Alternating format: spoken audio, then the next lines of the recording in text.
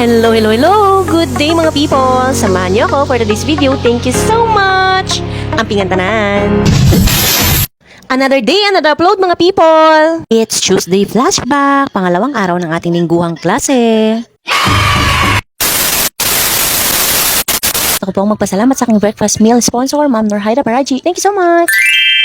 And now, let's start working mga people. Simulan na nating maging productive sa araw ng Martes. Laging tandaan, syempre, huwag kalimutan. Laging maging masaya mga people kahit kaano pa man kabigat ang ginagawa natin sa araw-araw. Kahit gaano pa man kabigat ang trabaho na binibigay sa atin. Kaya always learn to smile, love, and spread positivity mga people. Oras na ngang pumunta ng ating klase mga people. Let's go, go, go! Good morning, Monday! Girl, tomorrow, I love you tomorrow.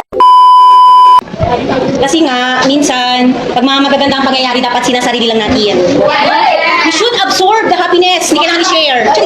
Madamot ba kayo? Okay, study. 5 minutes lang. Let's start. Okay, let's start. Close everything, ha? Remove everything. Okay na, let's start. Honest lang, ha? Yes, you heard it right, mga people. Sa mga oras na to, magbibigay tayo ng short quiz. Short quiz about sa lesson natin kahapon.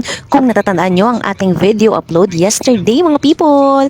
Nagkaroon tayo ng lecture writing. Yes, nagsulat sila ng ating lecture. Kaya naman, siguro naman, ay may maisasagot sila para sa ating quiz for today. Good luck, mga learners! A few moments later. And sa mga oras na to, fast forward tayo mga people, magche-check na nga tayo ng papers nila ng kanilang short quiz. Short quiz na nasa 30 items.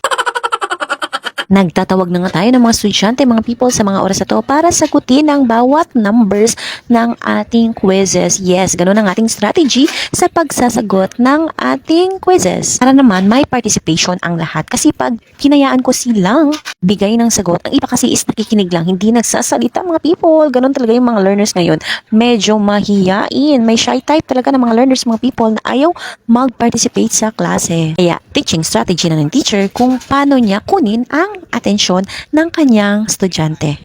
Yes, tama, mahirap man sa una pero habang tumatagal, mas lalo natin silang nakikilala at mas lalo nating naiintindihan kung ano ang gusto at ayaw nila. Pero minsan, kailangan si estudyante ang mag-adjust para kay teacher. Yes, you heard it right. Hindi sa lahat ng oras, si teacher ang mag-a-adjust kay estudyante. Dapat balanse. Balanse ang takbo ng klase mga people. Maraming salamat po sa araw na ito. Dito ko po muna tatapusin. Huwag po kayong magsawang manood at makinig. Thank you so much mga people. Ampingan tanan.